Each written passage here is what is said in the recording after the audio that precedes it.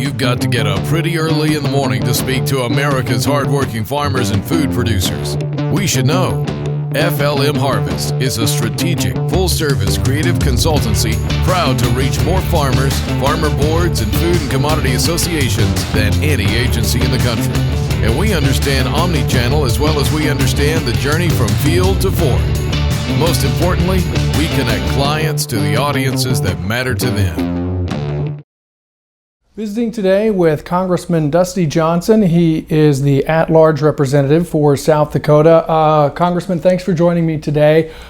First of all, you're newly elected here. Just tell me what it's been almost a year now. How has the first year kind of went for you? Well, in some ways I found it more rewarding than I expected. Particularly with ag policy, you can still build some bipartisan consensus. And that's not true in every committee. But you look at somebody like Colin Peterson, chairman of the Ag Committee. I mean, he's right next door in Minnesota. I mean, he and I both understand corn country. We both understand cattle. We both understand dairy. Those shared experiences give us an opportunity to get some things done together. I don't think I realized that Congress could work as well as it does. Now, listen, there are terrible days around here, don't get me wrong, but some things still work. As far as explaining just kind of what agriculture is in your district, can you tell me more about that and what some activities go on there? Yeah, sure. So the Missouri River cuts through the middle of South Dakota, and in many ways it's a tale of two states. In the eastern half, we have corn farmers and bean farmers. It looks and feels a lot like people imagine Minnesota or Iowa. When you cross over the river, whether it's the Jim River or the Missouri River, you get into cattle country. And that has been, historically a big part of the West's economy. East, we've had some evolution. We're getting more dairy out in the east. We're getting more swine. Those are things that I think people, as they get more interested in value-added agriculture, as they get more interested in livestock, they're viewing that as an important part of a diversification strategy for those row crop folks. When you go back to the district, what is probably the number one concern for folks back there right now? Well, if you're looking in the ag world, it absolutely comes down to trade. It's about market access. Everybody says trade, not aid. That's not the first time Agri-Pulse folks have heard that, but it's absolutely true. You look at USMCA raising, ag exports by $2 billion a year. You look at the the size of the Chinese market. Getting a deal cut with China and getting the USMCA ratified by Congress, that would be almost like Christmas morning for the farmers and ranchers in South Dakota.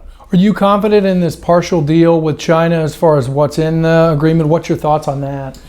Well, clearly, the stew's not done cooking yet, right? I mean, we do want to make sure that it is going to be as tasty when we put it on the table as it's been promised.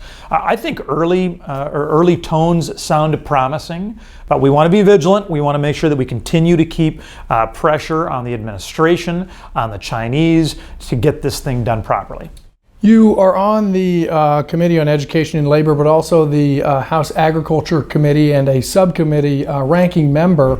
Tell me just what's going on there as far as some policy you're working on right now. Yeah, well, one area that both committees care about are nutrition.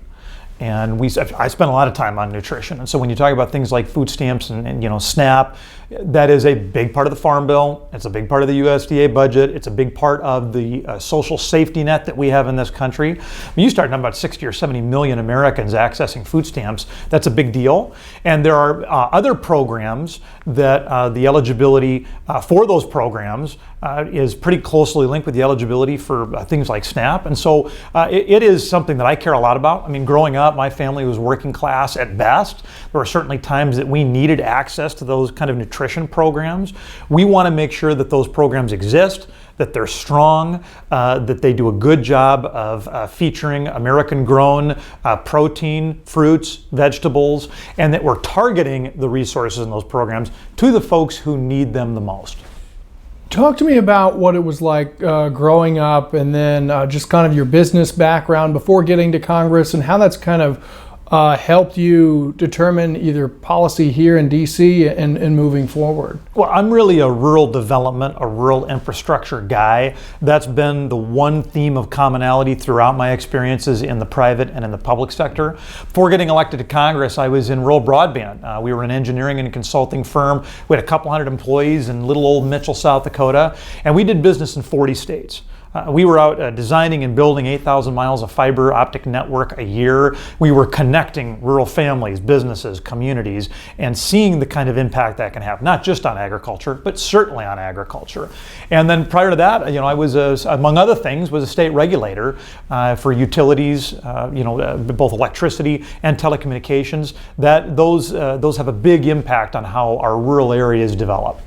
As far as just being in your first year here in Congress, is there any particular member you kind of look up to, or a few members there? Yeah, I think it's been easiest to connect and build deep relationships with the people who care about the same things I care about. So Kelly Armstrong from North Dakota. I mean, this would be an example of somebody who also understands the challenges of rural, the challenges of production agriculture. So he and I work together on a lot of things. From a bipartisan perspective, Minnesota members like Angie Craig and Colin Peterson have always been willing to pick up the phone and try to find a way forward. As far as Congress can get kind of busy sometimes, but what do you like to do outside of Congress when you have the time?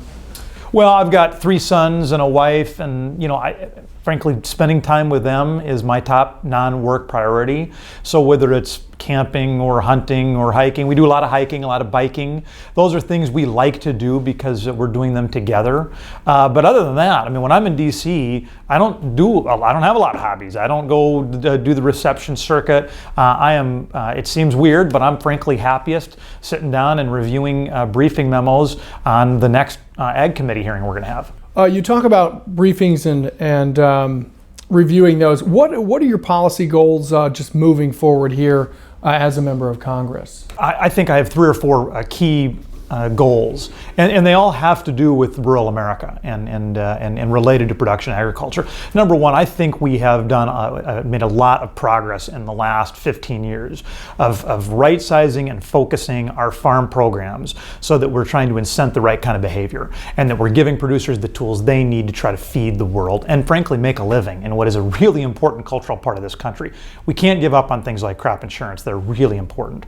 Number two, I think we want to continue to make investments in rural infrastructure, things like broadband, things like highways. These are really important farm to market tools for our producers.